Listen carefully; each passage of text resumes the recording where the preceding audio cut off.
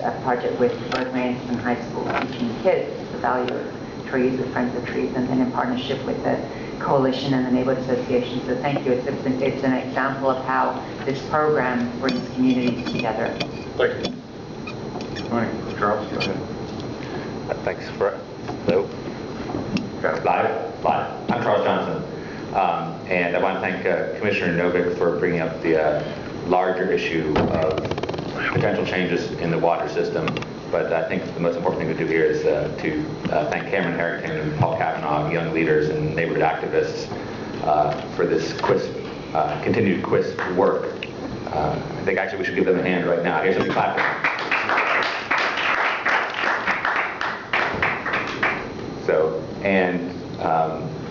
Some of us get very excited when we talk up here because we're concerned about some shortcomings, but I hope the city will keep that in the forefront, whether it's done, whether we restructure with a new water and sewer authority or whatever. We do hope that all of you will remember what we say and call us to accountability so that we will monitor to make sure that not just the basics of bull run unmixed water getting into the tap and sewers going away, but the other things that have to happen to have a healthy, livable community, so Forest Park doesn't shrink, and so that community activists can get out there and depave. I noticed there was some depave.org work up in some of those pictures.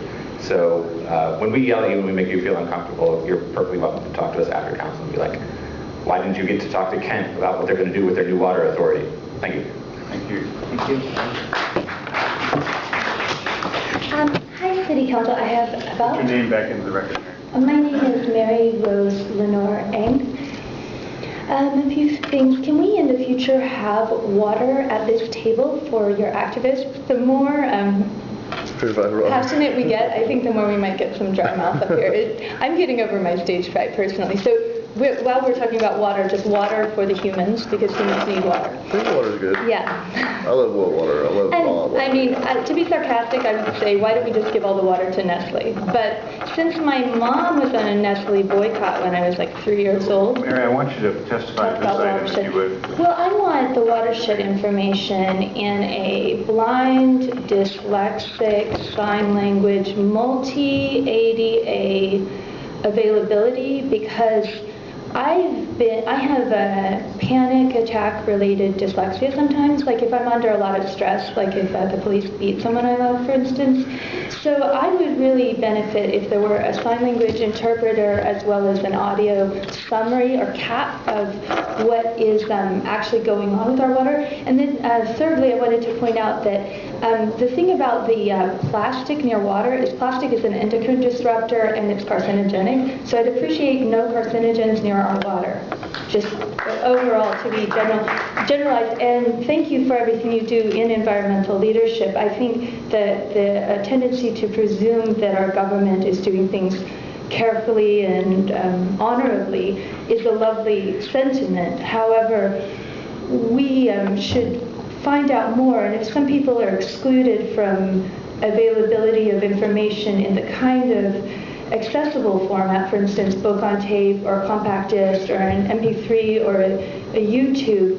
Some of us don't even, actually I was going to read Watershed from the website. Do you mind if I do that? Well, don't read. I've got 60 seconds. They are my seconds. Hold on. This takes seconds, sorry. Apologize. 57? Okay. Watershed. Let's see, it's on Learn About Portland's Watersheds. The city of Portland sits at the confluence of two of the nation's major river systems, the Columbia River and the Willamette River. Native salmon, steelhead, and other fish and wildlife species live within Portland's urban boundary and also migrate through Portland to... Okay, I'll skip to Watershed if I can find it. So I don't know, we don't have this much rain in California, so maybe you could help me understand what's going on with the water. Yeah, I'd like to know a little bit more about it too. Go ahead, just give us your name again. Oh, Benjamin Pickering. I'm kind of with her, but as long as she talks with me, I'd like to ask you guys a few questions about it too. But I think you're here to just testify about these grants, so not ask this question. Okay, well I'm not ready for this. I'll just let her talk for my 3 minutes, and because she knows a little bit more. Okay, I'd like to say a few things then. You know how they go around and register to vote because they like say you go out there and register to vote because they want to, at the old Wilton dog track, it happened a little while back, I don't know if anybody heard about that, you know, the recreations, the upbringing, you know, the schools, the car, and the kids' recreation and water parks and different stuff, but I think I was hearing a little bit more about, you know, like, there's, you know, having a problem with, you know, polluting, certain things, like, when water rises, you know, it happens to do different things, but also there's this, you know, thing where the water just built up and it like it polluted some things where it overflowed. What was that place that we were talking about? Oh, yeah, the water, yeah. Anyway, I know a little bit more. I've been hearing a little bit more. I just kind of introduced you to this kind of thing. But, you know,